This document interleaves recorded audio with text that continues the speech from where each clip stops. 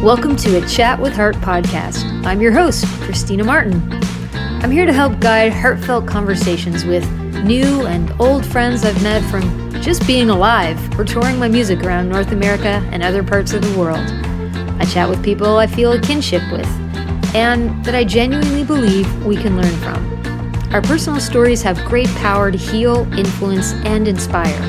All we have to do is show up for the conversation. We just talk about it. We could shine a light, we could break a dark day. If we just talk about it, we can cut away, we can make a brighter day.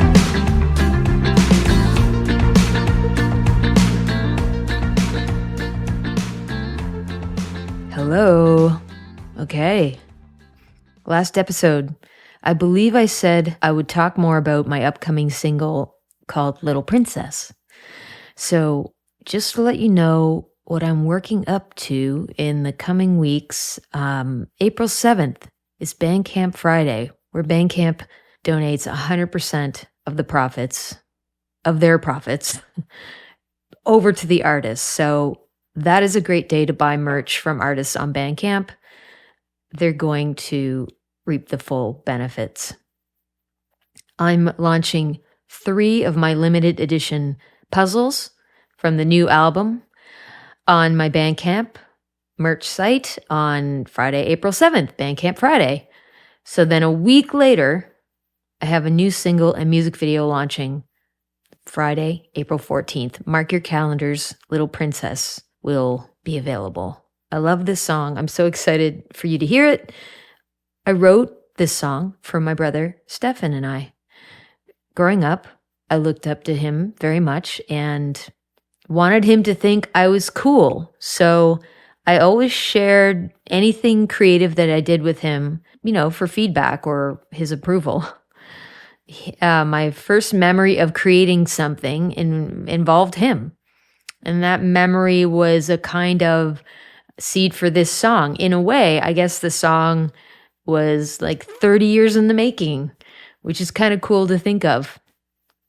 The music video that we made, it blows my mind.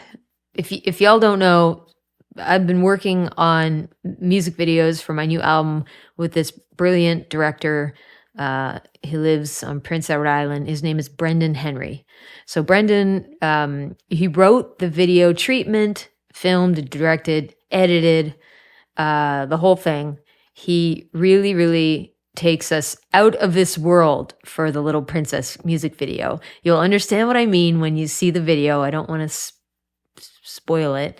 So stay tuned for that on my social media pages. The song, when it's out, we'll play a bit of it for you on the podcast in the future. But I love everyone's parts in the band. So I'm having fun working on the launch plans for that single. And my team is ready. We're putting out feelers with media folks now. It's very exciting. In other news, I haven't talked much about this to anyone, but whenever you say something like that, like I haven't told many people this, but I feel like I should come out with some major, huge thing that, like think of like what's the thing that people say that gets people excited no matter what? Like, I'm having a baby. Well, I'm not having a baby. That's never going to happen. Or like, I don't know. I bought a horse. I don't know if that excites people, but anyway, maybe this is just exciting to me. I just want to preface what I'm about to tell you about, but it is really important to me. I want to share it because it's something that terrified me to do, but it's something that was like for years and years there's been this like, it's sort of like a dream, and it's been itching at me. Like I knew that if I didn't go for this, I would be something that I regretted. No matter what the outcome. If I don't try, I will be pissed with myself.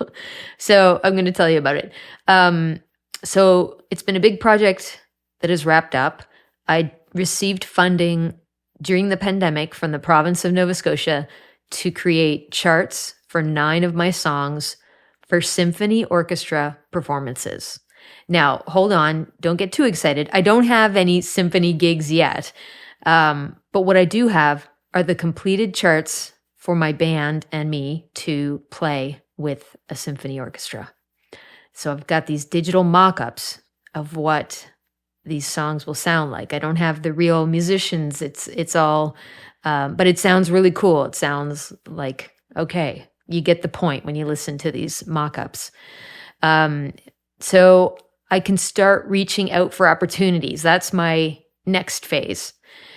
But getting to this point was huge, a huge obstacle for me, really. I didn't know where to start. So my big dream in the next 2 to 5 years is to find the first willing partner, collaborator who will want to perform these songs with me and my band. I want to say a huge thank you to the province of Nova Scotia and Mickey Quace for the support and the funding. My friend Megan Smith, who shared her experience performing with symphonies in Canada, and she encouraged me to go for it. And also to the 2 composers who wrote and arranged the charts, because there's no way in hell that I could do that. Christopher Palmer in Canada and Manuel Krass, I'm going to say in English, in Germany. They did a fantastic job. Okay, so if y'all can just wish me luck, put good vibes out there. I need to, keep working on it. And I'm going to be looking for contacts and reaching out to people and seeing what happens. So, as I said before, taking on this commitment scared the shit out of me. But I forged ahead. I had to practice an immense amount of patience and persistence, just for my end of it. The composers that I worked with were just wonderful. There were times when I thought, who am I kidding? I can't do this, or I shouldn't do this, or I'm not at a certain level. And I just had all these negative talks, and I just literally had to shut that down, or kind of let it, let it do its thing in my head, but not believe in that, and just believe in the facts and the reality of I actually can do this.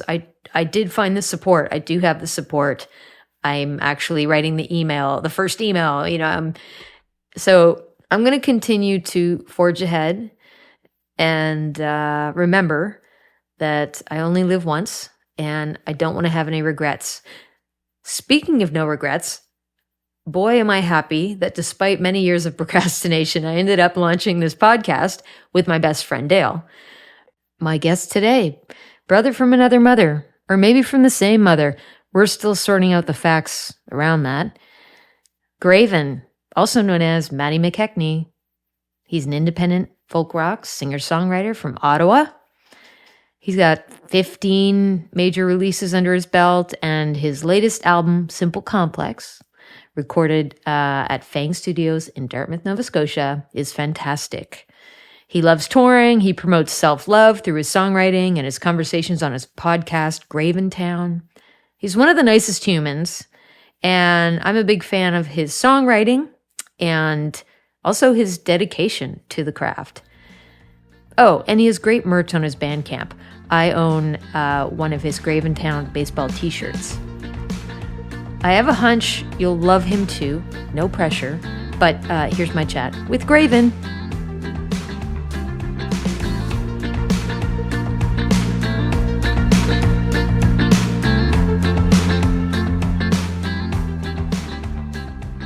Where are you? You look like you're in a classroom, or you have a vision board next to you. No, this is my room. This is my bedroom. So I have a lot of my daughter's art and stuff on the wall. And then I do have some sticky notes for, motivational quotes and stuff like that. Oh, would you care to share one with us? Sure. Just pick anyone. It can be super cliche. And by the way, I wish we would. I do this all the time, but I hate following things with it's such a cliche. If something works, it works. Let's just keep using it. And yeah, people always knock things because it's a cliche. It's cliches can be good because they work, right? Well, that's how they got popular in the first place. Yeah. All right, let's hear Okay. words of wisdom, not originally perhaps from Maddie from Graven. No, some of them are from. No, a lot of them are not from me. Some of them are from just quotes I find at different places. This one was from like a Southern pastor. No, I don't even really go to. No, not really a church or religious anymore. But this one said, "Keep standing, no matter what. Do not give up. It doesn't matter to me any longer how long I live. What matters to me most is how I live." So I sort of think of that in terms of kindness and what you put out into the world and all that stuff. You know what I've been asking myself lately? At the end of my life, like whenever that is, like what things am I doing now that I really am like going to regret wasting my time doing? And oftentimes, guess what the answer is? What? Social media. Yeah, I know. It's true. Now, I say that, but I also love it. I just have had to learn how to just do it in moderation or like find a way that I'm happy, like, and not listen to what everybody else or like, I guess the industry is really pushy about you need to do this and be like doing this like I don't care anymore. I'm just like, I'll make it fun when I feel like doing it. Yes. I don't know.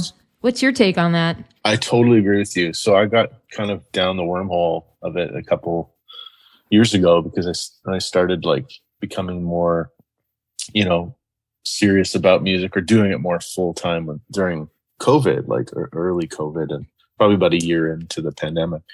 And I was posting like every day, sometimes twice a day on all platforms. It was just too much, It was like thinking of content and something interesting to say. And it was like the pandemic. There wasn't a lot of interesting stuff going on. So you're just like, so now it's like you, I have a happy medium where I try and do it every 2-3 days. And it's like whenever I can, you know what I mean? There's no timer on it. It's just when I feel like it and when I think it will be interesting, and instead of just throw away stuff like something like, oh, this happened, or I was thinking a lot about this. Like I try and do more relatable stuff, like what I'm going through. I don't know if you do that too, kind of share like little breakthroughs or mental valleys or mountains you've gone through and stuff. Oh man, I'm kind of disconnected from what the hell do I do? I feel like I'm in this in between phase where I'm like, okay, now I need to think of what do I want to do? I'm in between. I'm getting ready for a new album launch. Like what's going to, I guess, satisfy the need in me to want to stay healthy and have fun with this. And just let it matter. Like, so I'm sort of in that check-in phase. I don't remember what I've done. I've tried so many things to just try and figure out what is me, like what feels authentic, what am I doing just because I think I should be and I'm seeing other people do it? Do you find it really like, does it make you more depressed, or does it make you happy when you post or see other people's stuff? Do you feel like, oh, I have to be like them, or do you just kind of follow your own recipe? And do you like it? It doesn't make me depressed when I post. I think what I get down about is when I recognize that I am not writing music, I'm not creating, I'm not, just like spreading myself too thin. The older I get, the more I believe in like try to do one project at a time. Like I'm juggling things right now, leading up to a new album. You know how that is, yeah.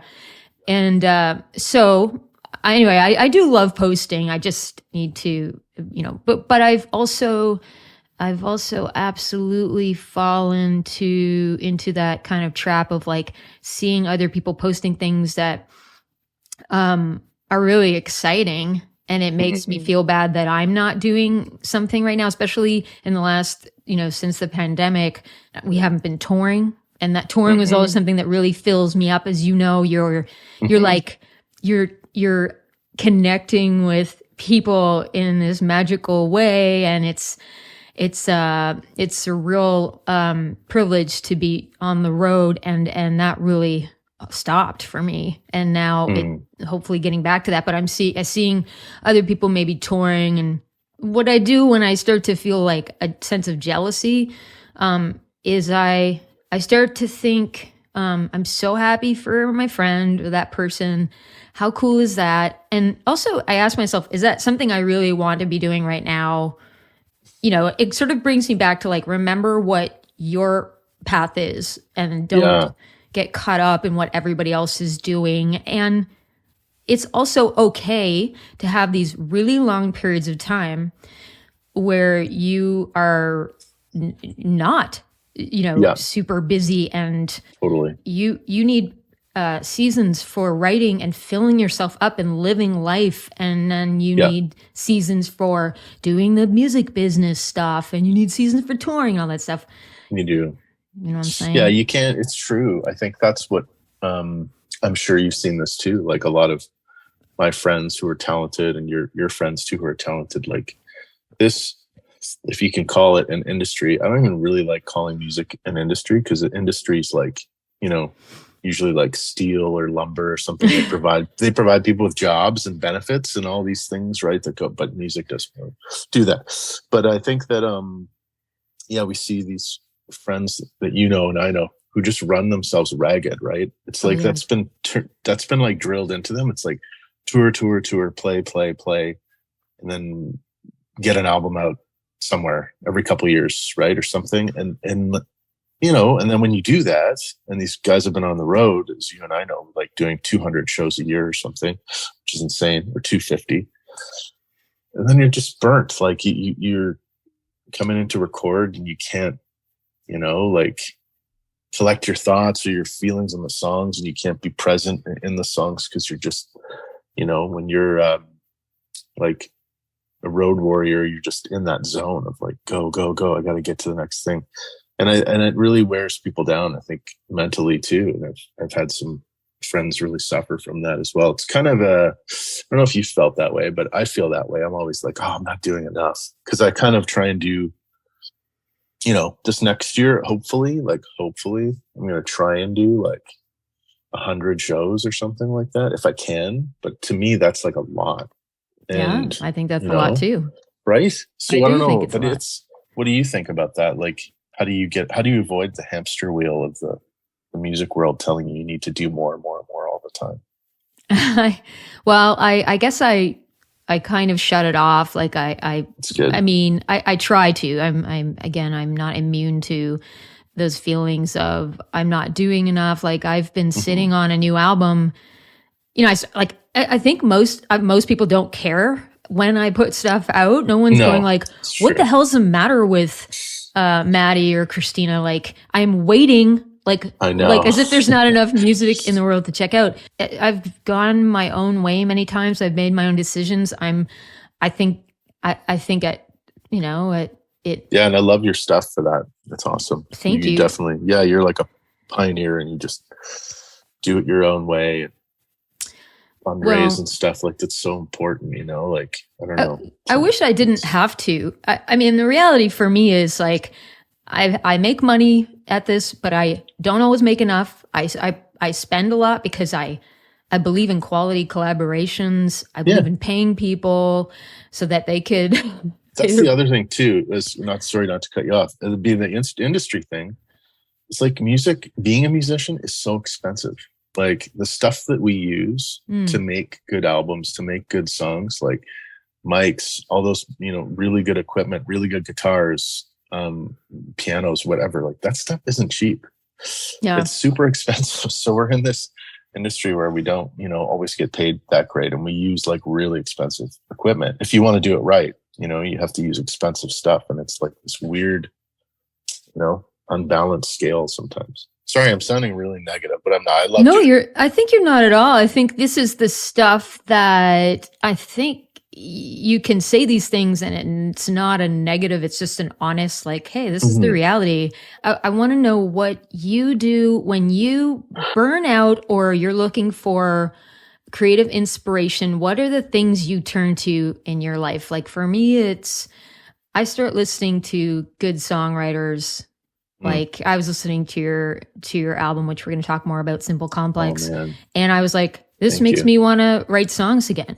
So what do you do? Who do you turn to? What do you turn to recharge, refuel?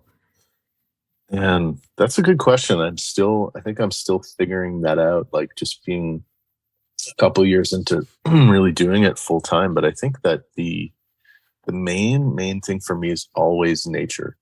Like it has to be like, I just have to go out and be in the woods and around this area where my folks live. Like, there's tons of green space like nearby, which is a blessing for sure. So, lots of woods, like lots of, pines and, deciduous and coniferous and all that stuff that I'm not a pro at labeling, but like, you just said two words that I've read repeatedly and consistently forget. So I think that's very impressive. Well, I think coniferous are the trees with cones, right? So I think those are like pine. Jesus, that is a great way to remember that word. Okay. I think so. Anyways, I could be wrong, but I think that, for me, it's nature, like that, really just going for a walk and getting away from everything and being like, okay, what do I want to do? Because I think sometimes I don't know if you're this way, but I like, there are some people that I trust and value and I'll ask their opinions and stuff. But then sometimes I like widen the circle and I'll just let in a lot of ideas, like too many. And at some point, at different points in my life, I felt like this is a big theme it comes back to. It's like when there's too many voices, then you need to like shut them out for a bit. I completely agree. Yeah. Totally. Like so many artists, I think, struggle with that. And there's people like, I think about new musicians, like these friends of friends I know who sort of became big. I won't say who they were, but it was like so evident that they were just sort of getting poked and prodded, by all these different people telling them, oh, you should be more like this. You should be more country. You should be more that way. You should be more rock, wear more jean jackets, and take photos of yourself in front of big stacks of records. And I think like that is, that stuff is tough. And it's really tough to navigate because when you're coming up and you're younger, you're kind of like, oh, we're impressionable. And I still am too, but I think getting older and growing a bit older and now having a daughter, it's like, that's sort of my main priority is making sure that she's good and she's happy and taken care of. And then I'm like, okay, what can I do for this music or this album upcoming? And I just sort of think about what's going to be fun for me and what am I going to like from the experience. And if nobody else likes it, well, F it. At least I'm going to enjoy it, right? You can swear on this podcast? Okay. Oh, yeah, absolutely. We encourage it. We were talking about earlier, it triggered this thought about too many voices. Too many voices in the room. This can happen obviously in the studio. It can happen when you're doing your getting ready for marketing campaigns, when you're making a music video. I mean, have you had that experience where you're like, I do this a lot. I talk to myself and I say, Christina, put on your big girl panties and make the fucking decision. You are not a spring chick. You've been here before. You know what to do. Stop thinking that you can't make a great decision and stop worrying about whether or not you might fail at this, because as we all know, mistakes are opportunities for growth. I mean, so like, but do you feel like you trust yourself or you struggle with that? Sometimes, yeah, I do. I mean, I think I am. So I've done some therapy over the last couple of years, more specifically in the last year. And I'm a big time people pleaser. Like that's what I've grown up doing. And so it's like, I want everyone around me, like, especially in the Graven world, like people who follow me or whatever, I want them to be happy. It's like, oh no, this person doesn't like, oh no, they don't like something. And like, what can I do to make them like me again or whatever? I struggle with that for sure. So, but as I am getting older and I have done some self-work, I care less about it. And I just kind of sort of plow ahead and do the things that I want to do. Like like recording the last album at Joel Plaskett's studio was like a thing. I was like, man, I really want to go and do it. But forever I'd be like, no, I shouldn't, or I'm not, there yet or whatever. Right. All these voices in your head. But then I think once you step out and make yourself do something that seems almost bigger than you or like too hard to do, you learn so much from it. And you just said something like this earlier. You nailed it. Like mistakes are opportunities, I think you said. For growth. Yeah. Total cliche, right? Yeah, big time. But I think that it's true. And like, I think about this all the time too, is like, so many people are so handcuffed by failure. Like they're so worried about failing. And luckily, as I've become older and gone down this road and done it, I'm not. Like, I don't care really about failing or even what is defined as a failure. Because guess what? If you fail at something, you're still alive and you get to try again and do something else or whatever. So it's like, I just look at it all as learning, like even going to shows now, like friends had tickets to Death from Above recently. And I'm not even a huge fan of that genre or that style, but I was like, I'm going to go. And I just learned so much being there. And I look at every show as that now. Maybe the pandemic shifted my thinking about that, but it's like every show I go to, whether it's metal or rap or whatever, I'm not saying I go to shows like that, but I just look at it all as learning, it's like all education. And so if you fail, you try something, it doesn't really work out. So what? Yeah, fuck it. You tried.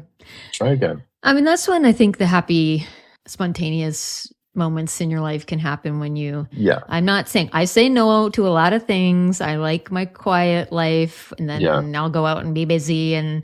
But I say no because I like to protect the sacred time and space that I need, that I now know that I need. Yeah. But one thing I miss about living in the city is being able to take an hour or an hour and a half, 2 hours and go out to see something new and different. If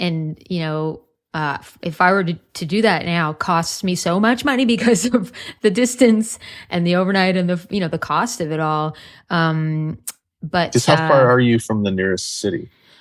Well, we're an hour away from Moncton, New Brunswick, and 2 hours from Halifax, and 1 hour from Truro. But that's those. So you're looking at a minimum of an hour and 20 minutes, maybe driving one way, then back. And are there any hot spots in Truro? Like, do musicians come and play in Truro sometimes? Well, there's the cultural center there, and then there's I think the Nook and Cranny would be a place that if you wanted to play Truro, that would be cool. Okay, I have to ask you this because, and I'm sorry I missed it in any of the live streams I caught, but where does Graven come from? Oh, wow. It's a good question. Well, it was like... what do you mean it's a good question? Has no one ever asked you this? Do people No, it is. Like, it's actually a good question. Like I don't think people ask about your name much because they're sort of like, it's just... lots of people assume my name is Graven. So they'll be like, hey, Graven, good to meet you. And that's fine. Like, it's whatever. Yeah. It's like when I was at Guelph, going to school there, I was walking this thing called the cow path. It's this long path where cows actually used to walk from the there's a big agricultural program at Guelph, so I don't think they walk it anymore, but they would at one point sort of walk this long trail to get back to the school. So I was walking on the cow path and I was like, oh, Graven. I was just thinking about that word because I grew up in the church, so I grew up Christian, and anything that was graven, like a graven image, was like a statue or something, like an idol or a model hand carved by a human. So it was something that would there was like a verse that said God will have no graven images before him or something. But anyways, I was like, oh, I don't like that. I don't want that idea. But I was thinking about the word and I was like, oh, graven. It's like if you take the word gravity and then also the word heaven and cut them in half, then you get that word. And I was like, yeah, it's sort of like that because as humans, we're sort of like stuck in one world, right? Like with gravity keeping us down, but you're always thinking about, the next life or whatever you believe in. So yeah, I think that's sort of where it came from, and it stuck. But the funny thing is, there are so many. I'm gonna say at least 8 or 9 death metal bands called Graven that are all from like Denmark and overseas. So when people look at my music, not so much now. When I was first starting out, like years and years ago, people would pull up the stuff before I would do a radio spot, and they'd be like, "Graven, huh? Your music doesn't sound like at all what I picture." So it was sort of a funny thing. So I just kept it, and yeah, it's like a moniker, a stage name or something. I just sort of like that. I like the little bit of the separation. So it's fun. Dude, that's so deep. Like that's so much more deep than I ever thought that you would answer. Maybe you were, it was a nickname from high school or. No, I know. It's so funny. I did work at a camp. I worked at a camp for a long time, and my camp name was Gavin. So it's sort of kind of blended with that. Yeah. Like, you know how people have nicknames? Okay. At camps, you would have nicknames so that kids, I guess, wouldn't get to know your real name for safety purposes. I don't know, back in the day. But back in the day when no one had the internet and there was no way of contacting you other than pen palship. And it's quite interesting. You would find out, kids would find out your names if you like them or whatever. But there was like, the one kid where you're like, I'm glad that kid doesn't know my name because they hate my guts or something, whatever. I don't know why. When I went to university, I stopped using my full name Christina, and just introduced myself as Chris. So there's like a handful of my friends now who, and it's sort of, it really takes me back, and but I forget about that time, but those friends will call me Chris, and I'll be like, what? Why are they calling? Oh, right, because I refused to let people know that my name was Christina. To this day, like I don't feel like a Christina. And it's a weird name for me to say. Like when I say it, I'm like, this is a hard word to speak. Christina. It's like, it's not very fucking. It's cool though. It's unique when you say Christina Martin. Like everyone, I think, knows it's you. So it's your own. It's like your own tag. So that's cool. That's very kind of. When you say everyone, do you mean like the voices, the people in your head, or like the world? No. Right? Yeah. No. People will know my name. Well, I was talking about you at like Joel's studio when I was out there, and everyone has nice things to say about you. And oh my God, tunes and stuff. So. Okay, let's jump into Simple Complex, your most recent release, which you recorded at Fang Studio in Dartmouth, and mixed by Joel Plaskett, produced by Charles Austin and you. Okay, so all of this is, first of all, I listened to the record and I love it, and we're gonna chat about some of the lyrics of your songs in a bit, but sure. Okay, so I get so excited because I love Fang Studio. My album It'll Be Alright, we recorded the bed tracks there. Oh, cool. With Thomas was engineering. Thomas and Alex, engineers. I loved working with them. What a great studio. And Charles Austin, he was part of my first memory. Actually, we were at his studio when I met Dale Murray. Oh, yeah. Okay. He was mentioning that, I think. Yeah. And I've babysat his kids. And what a talent. I saw in the documentary film that you edited about your time recording Simple Complex, I saw Jeff Gay, who I'm a huge fan of. Oh, yeah, Jeff's the best. Kev Corbett. Yeah. Oh, my God. Obviously, Joel Plaskett was there mixing. Tell my little heartbeat listeners about your decision to go there, work with Charles and Joel. Oh, man. Well, that was it was scary at first, sort of like, because you think, oh, this has really got to be good, right? And you put that into your head and sort of build it up. And also, I'd never done a Kickstarter fundraiser for an album before, ever. But I was like, well, I'm going to have to go to Dartmouth, stay there, right, from Ottawa. And it was like just a big deal. There was all these things into it. And also, Charles Austin, for the record, was the first person I recorded with in Halifax. When I first started Graven, I was like, oh, I think I had one basement thing that I did at my parents' And then in 2000 or 2001, I started emailing him because I saw this Much Music documentary about how he started his own studio. And I was a big Super Friends fan. And I was like, oh, he seems like a nice guy. And he totally was. He just, didn't know me at all. Just started talking to me about recording techniques and stuff. And then I was like, I should just come out there and record some stuff. And he was like, yeah, you should, but it's a long way. I don't know. So Charles was like a huge inspiration to me because when I recorded that first record, like 2001, I was like, really green. I was 25. And he was like, what are you going to do with these songs, man? I truthfully, this isn't like trying to toot my own horn. I think we did about 14 songs in 2 days. And we both just played all the instruments. Like I played most of it and he added in some stuff, but it was just so fun. And then that's incredible. It was so fun. And he goes, what are you going to do with all these songs, man? And I was like, I'm just going to put them up on the internet. I don't know, do something, whatever. I was like, I'm not really into touring or playing. And he was like, I think you need to tour. You need to play these songs live. You should get a band together and do it.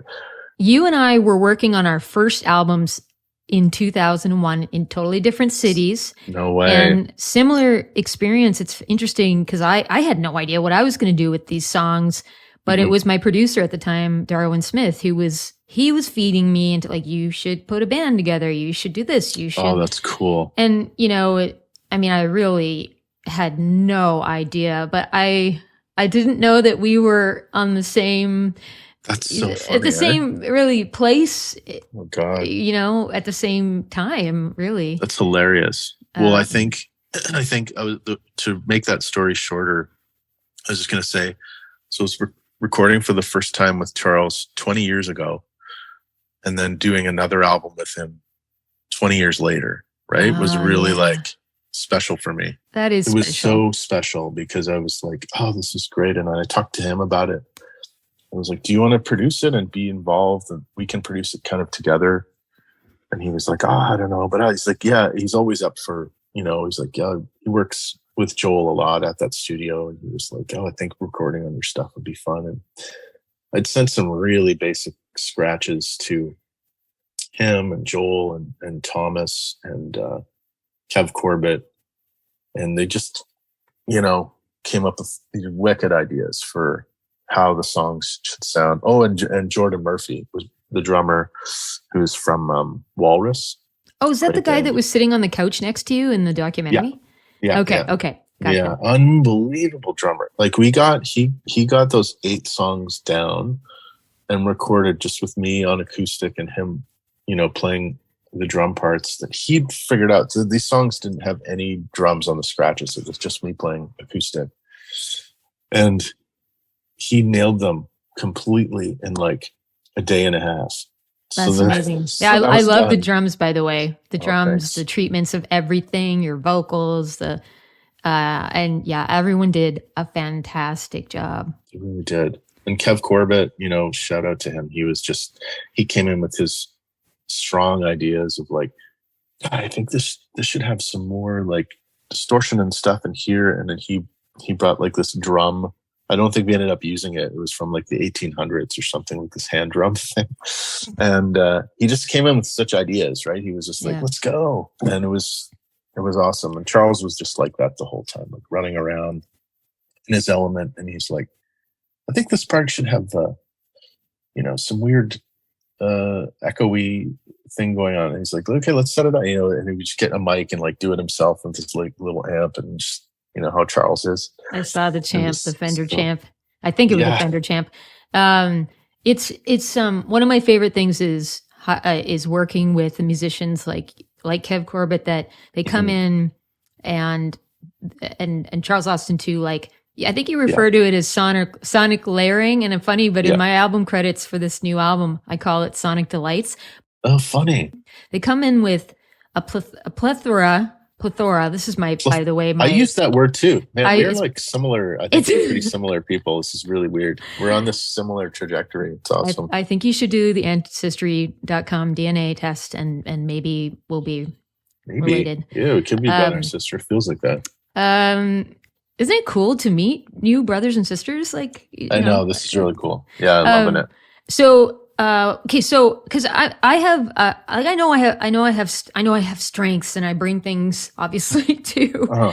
to but I also know where I just don't have any place or room, like Yeah, same. and I really love collaborating with musicians. They're always better than me, always. I Like know. that's kind It's of the a rule best. for me. It's great. And people that are not afraid to like just any like feel free to say or whatever you think suggest. Like I know that Yes. we throw titles of production on one or two people for a record or a single, but Mhm. to me it's important that I may not agree. I might not use everything. Like you said, you didn't use the 18th Mhm. century drum that Kev brought in, but you never know. And it's just That's great right. to get that stuff down and try stuff. How do you know if you don't try? Like, That's exactly right. No, it's true. I think you have to just throw, to use that dumb expression, but throw shit at the wall and see what sticks. Because that's sort of, I think in making this record too, it was like 1 week. I knew I only had a week. I had to come down there and do it. And if it didn't get done, well, it's just going to get done. Like maybe I would have to go back at some point, but it was like the timeline of doing it this way, I think is something I'm going to try and take forward in more records, because it's like, it keeps it all sort of fresh. It keeps it together. And then you don't have the like, oh yeah, 4 months later, I'm going to go back and do vocals. Oh yeah, 3 weeks later, I'm going to go back and do some acoustic. What was the song that I was, oh yeah, I this forgot is this my one, you know? this is my life for this current record. But I agree with you. I was really impressed with the timeline, and I know I've got friends who have made albums over weekends. That's never been my experience, but it's really cool to see it. And I I will think you could point do it. listeners to watch the documentary. It's always really cool It's on YouTube, yeah. to see the artist editing it themselves, because then I feel like it's I think often we're afraid to do that ourselves. Like we think, oh, Yeah. it's not going to be pro or slick enough. And all I, from a fan's perspective, all I Yeah. care about is that I'm getting what's in your head and heart. I don't Totally. care about the quality at all. So, but I do want to talk Thank you. about, on that topic of trying things, throwing things at the wall. There's a moment in the documentary where you talk about the experience of recording vocals and imposter syndrome. And time. it's so funny because we've been doing this for a while now, and yet these things still come up. Maybe it's a result of, I don't know, like we see the people that we're working with and we think, that they're going to be judging us or whatnot, Yes. or something like that. But Yeah. tell us more about that. I just find it so interesting. And a lot of people think like we have all our shit together and we are confident. And because that's usually what they're seeing, right? Like that's what they're hearing, this beautiful piece of art. I know. Oh man, the That's so interesting. torture. I actually, in my liner notes for the new album, I mentioned that this process has been so freeing and yet torturesome. Like, By the way, I'm so excited for your new record, because I really love that the video had the like octopus or the sea creature outside of the windows. Stay With Me, yeah. Yeah, Stay With Me is one I listened to for like quite a few weeks when that came out. It really hit me, man.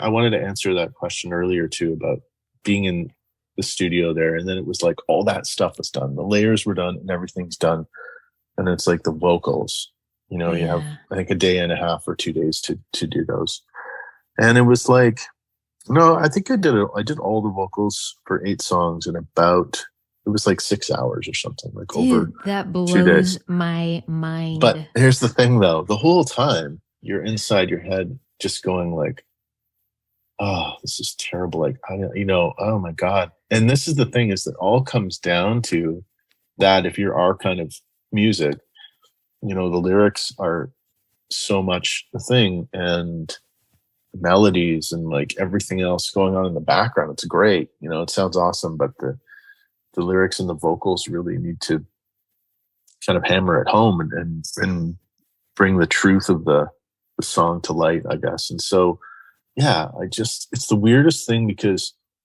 everything else is done. Your friends aren't really there. You're alone in the vocal booth, right by yourself. So if you have fears or insecurities or worries, they're just going to become amplified.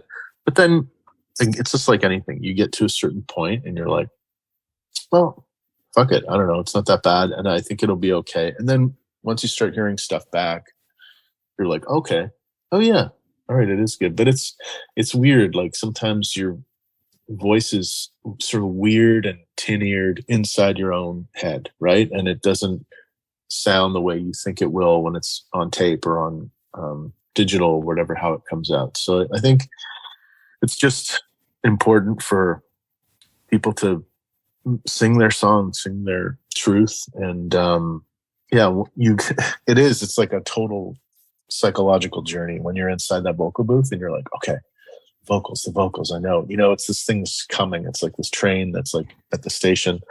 Yeah. And then you get to it. And it's also the words, right? You're looking over your words and you're singing them and you're like, oh my God, does this even fucking mean anything? What does this even mean? Because you've read it so many times. It's a workshop time for me. Is it a workshop time for you? I'm usually I have a solid idea. I might change a word or two. If it's slipping or it doesn't, flow or something, I'll be like, oh. And that's when I'll ask, like I think Alex was the one engineering when I was doing the vocals. And I was like, oh, would you change? I think this might sound better here, like the instead of whatever, or something. And because it flows a bit. And he's like, yeah, sure. Most of the time, they're not going to intervene and be like, take that out. But I will say too, when someone who helped me with that was Jim Bryson, when I recorded with him 2 and a bit years ago, was like, he was really good at just being like, I think this should just maybe take this part out, or like this 20 seconds of the song doesn't even need to be there. And that was a real first time for me where someone was like, as an artist, sometimes your songs are so precious and they're like your babies and you're like, oh, I made it this way. It's so special. And then someone comes in, but then you hear their ideas, just like as you're saying, people who collaborate with you. And I would hear it back and I'm like, oh my God, he's right. You mentioned you talk about this in the doc. I thought it was really great and sort of the part of our lives that we don't really share too often, but the beautiful and sad, like homecoming, which could be after returning home from recording an album or returning home from a really long ass tour. I mean, talk about what the beauty, the sadness, like what's that about for you?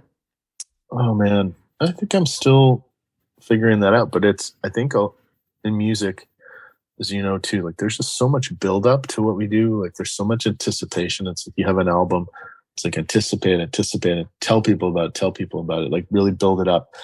And then, this thing, that's how I felt about Simple Complex, this thing that was so built up for many, many months. And Kickstarter and all this work and getting all these musicians to be in the same room for a week, and engineers and Joel to mix it. During COVID. And then it was just done. Right. And then it's just over. And you're like, oh yeah. I don't know, but that's just life, right? You nailed it when you said touring too. Like I just went on a 4-day tour for the first time in a long time in September.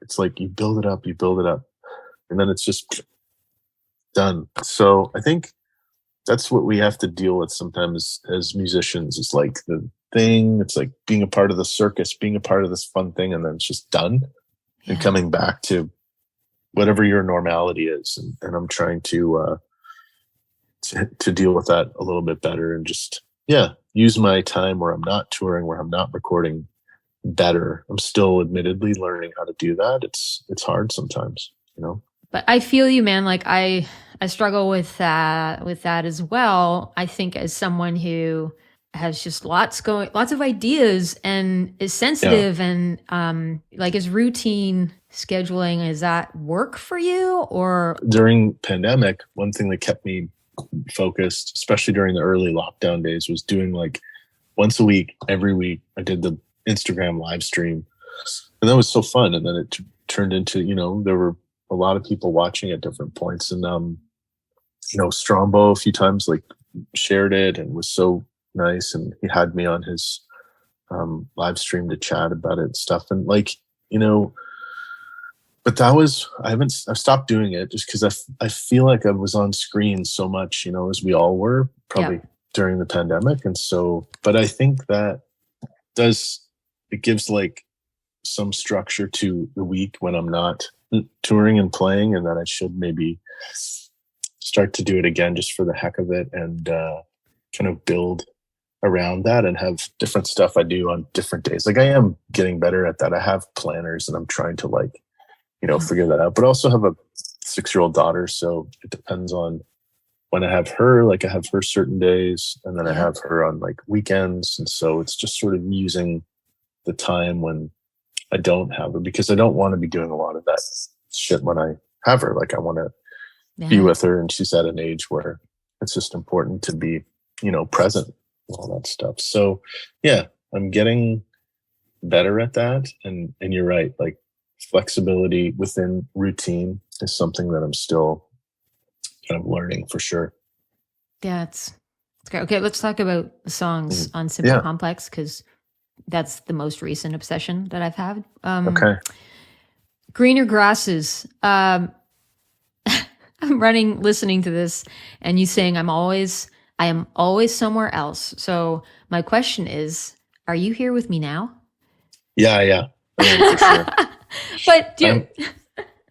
But like sometimes. I mean, I'm like that all the time. Like I can be on stage. I don't know if you're like this, but I'll just be singing like a lyric, and it's a nice show, and I'm really like locked in and present. And then all of a sudden I'm just like somewhere else.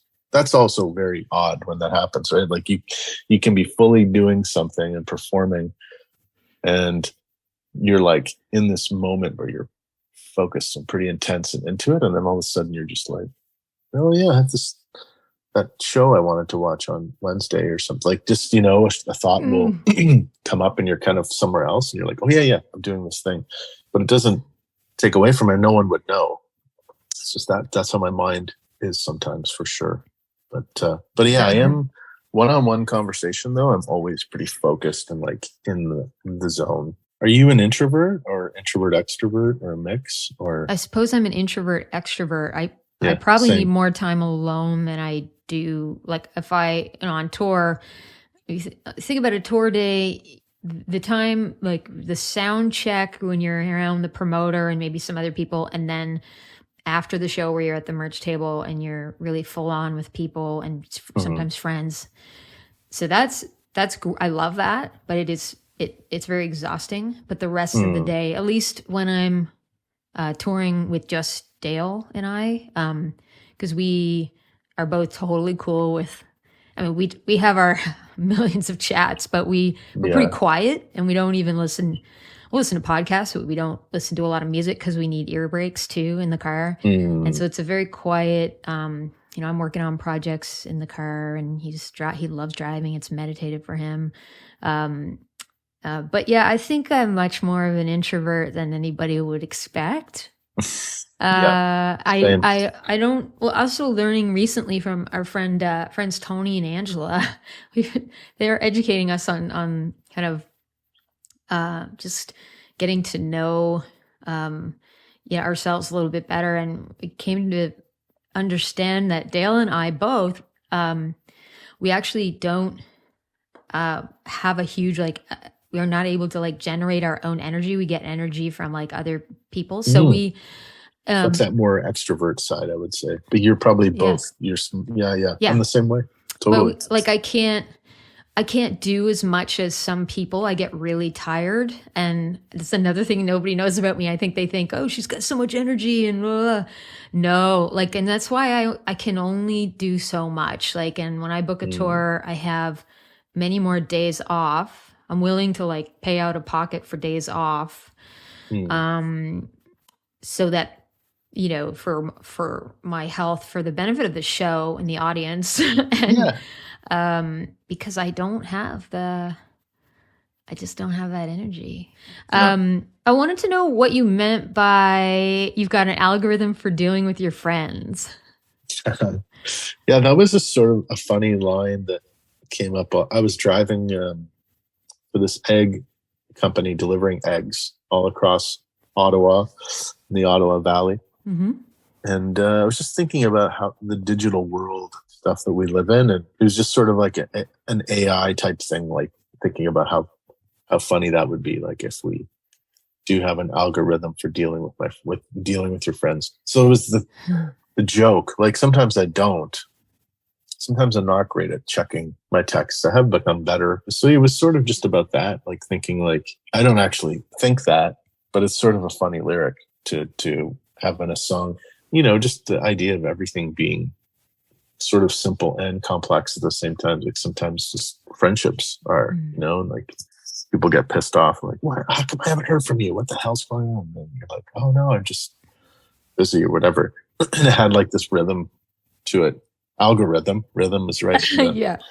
So yeah, it worked. It was, I never thought algorithm could be poetic, and it just worked. So there was a lot of lines that stood out and made me go, I want to ask him about that, and I want to hear what your interpretation of, or what you meant by the simple complex beats inside of you. I mean, I get it.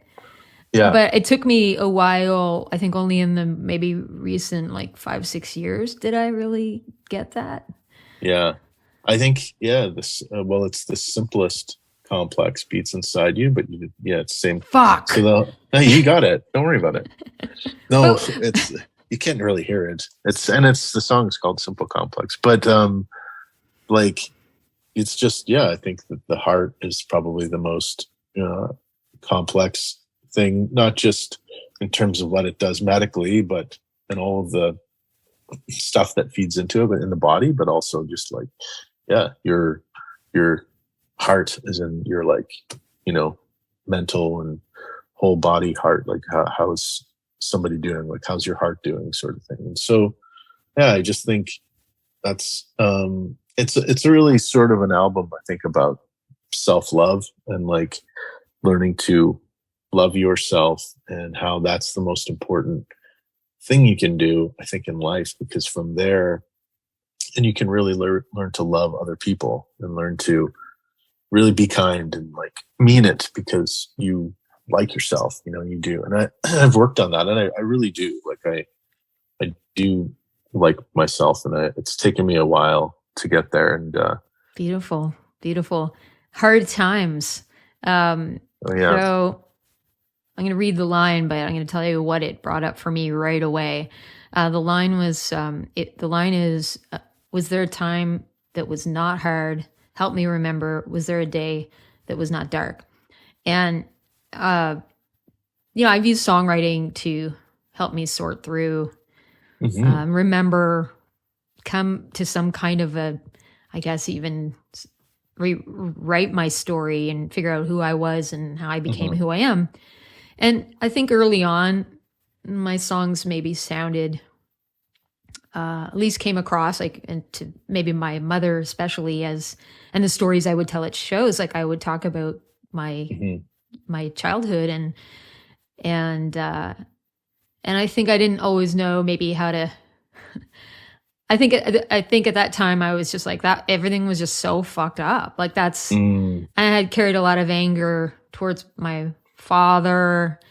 I didn't really remember the good times. And I remember my mom would say around me or to my friends, she was a happy kid. We had good times. And it always triggered something. It always triggered something in me because to me, that was, I interpreted that as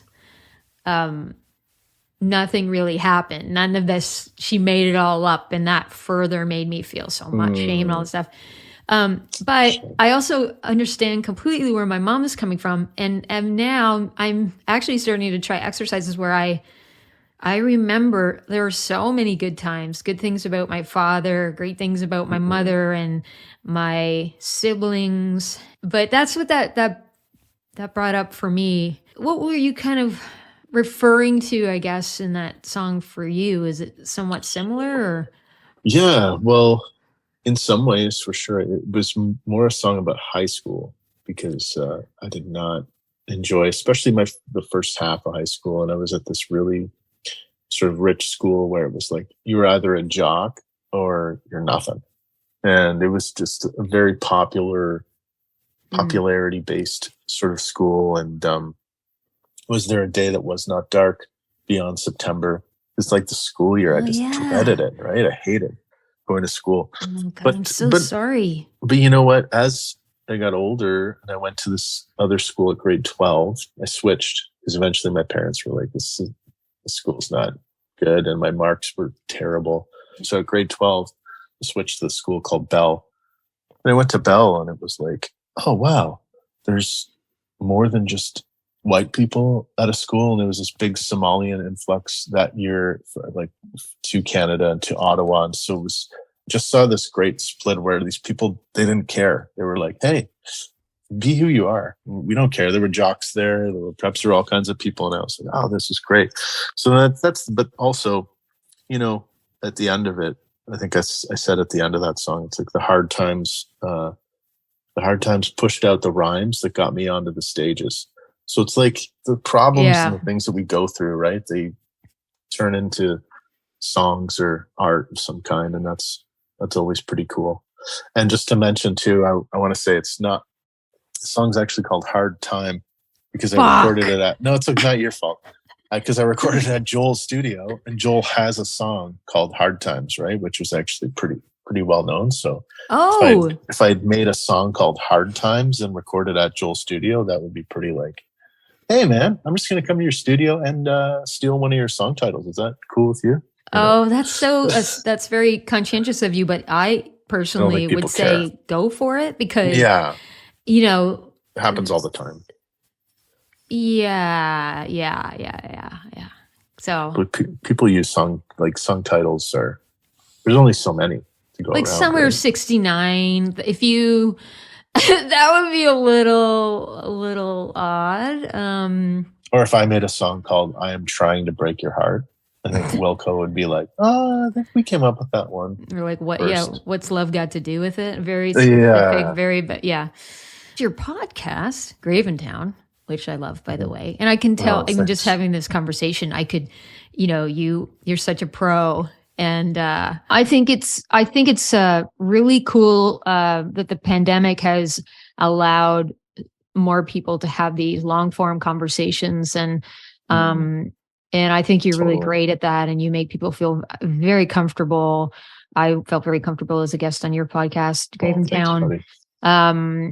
And I mean, do you think it's helping you just be more human?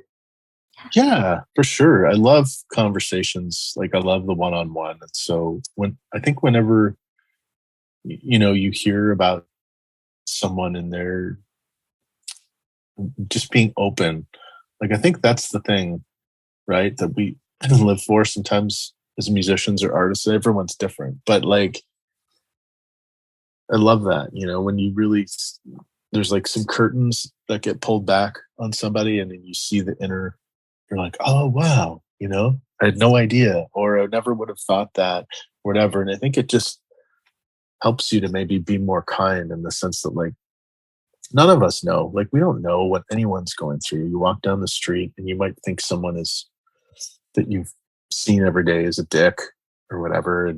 And I think that, I mean, I'm all about kindness and stuff, but I sometimes, if there was a microphone, a live feed in my car when I drive around by myself, oh man, with some of the language that comes out is insane. But like, you know, in person, I think like I always try and be friendly and kind to people because you just never know. So I think it's just important to treat everyone with respect and just to like think like, I have no idea, you know, like this person has had a bad day or they could have had a string of bad days or bad weeks or years or whatever.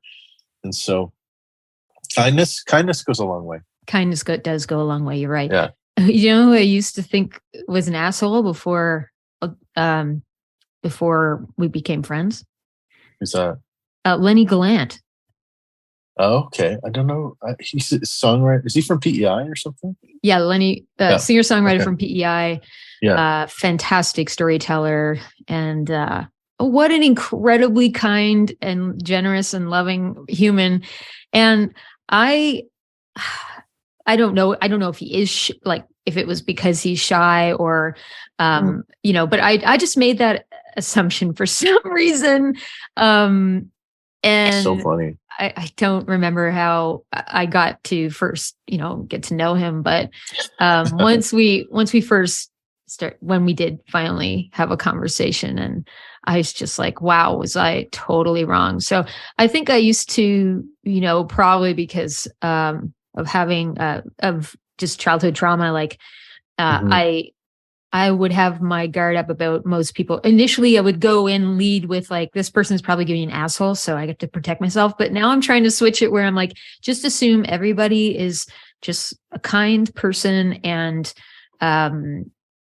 until they prove you wrong, and even if maybe they're hurting and they haven't. That's right. They don't have the capacity yet to make that transformation, and just let it. That's right. Let it. Don't put up with it for yourself. Don't. Right. But have compassion. Have as much compassion as you can muster for the most part. Kill them with kindness. That's right. I think one of the things too I've learned about anger through therapy too is it's not even. I think statistically for this, when people have an angry episode and they explode on you, say they're a friend or whatever, I've had these situations. A lot of the time, about 90 or 95% of the time, apparently, it's not even about you. Mm-hmm. The anger, they're not actually even angry at you. It's all these other things in their life have just led up to this explosion point, right? I had this guy who will remain nameless, who's a friend, but he would get drunk sometimes and then just go off about the liberal government. And it's dude, I know that you're not actually mad at the liberal government. That's not what this is about, right? But that's the thing. So people present these sort of low-level problems, but really down deep, there's this other stuff going on. And, you never know, right? You never know what that is. I don't think I've ever lost it on a friend. Me neither. Maybe in response, but yeah, I've never really lashed out at somebody. But that's again related to people with anger issues. Sometimes. Yeah. Well, you know what I'm bad at? What? Let's talk about all the things we suck at. Yeah. Okay, so if we're at a party. I don't remember the last party I was at, but I'm bad at parties in general. But yeah, continue. A party, or even just really almost any event, I am so bad at goodbyes. I will just leave, even if I'm very good friends with everybody there, or whatever. Oh God, we are the same person. This without is really crazy. Just slip out. I do this, yeah, all the time. I just find it. I know. I don't know why. I feel your pain so much. I feel it. Right now, I'm getting anxiety thinking about it. And I mean, I don't want to say goodbye to you. I don't want to, but at some point I have to respect your time and recognize that we've been chatting for well over an hour and a half, and you probably have things you want to get to today. But it's But you can just, you can do is just hit end on your screen and say it was a technical glitch and no one will know, right? Then you won't have to say goodbye. Could do. Actually, that's a great, I used to just hang up on my friends when I was younger. So why not do that on my guests especially people who I don't know very well, just hang up on them. And exactly. Feel like I could hang up. If I could hang up on you and not feel bad, but find it hilarious, then, we're really friends. That's right. But before I hang up on you, Gravencanada.com, my little heartbeat listeners, check that out. And obviously Graventown, the podcast. because you're really wonderful with your guests and you have some stellar guests buddy. on there. And Thanks, Christina. I'm excited for the next time you come through. You can come over to our place. Like we can I'd love that. Have you over. I would love that so much. Yeah, and we gotta play. We should do something together, like do a little, even if it's a show in somebody's yard or something like that. Like I would love that. Yeah. Yeah, it'd be great. Thank you so much for having me, Christina. You're the best.